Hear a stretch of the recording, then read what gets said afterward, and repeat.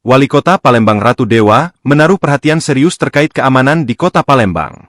Ia pun berharap keamanan lingkungan jadi tanggung jawab bersama bukan saja aparat keamanan. Hal ini ditegaskan Dewa setelah membesuk Nurul, wanita yang terkena peluru di betis kaki kanannya setelah ditembak begal. Nurul sendiri harus istirahat di rumah karena kakinya masih mengalami sakit dan harus mendapatkan pemulihan. Ini jadi atensi saya baik di tingkat kelurahan, kecamatan supaya lingkungan dijaga, kata Dewa. Untuk itu pihaknya juga akan berkoordinasi dengan jajaran kepolisian dan TNI, sehingga aksi begal apalagi dengan pelakunya menggunakan senjata api bisa diminimalisir dan ditindak. Kita sudah berkoordinasi dengan pihak Polrestabes Palembang, dan Dim Palembang juga, termasuk kita hidupkan forum-forum lingkungan untuk jaga keamanan di wilayahnya, papar Dewa.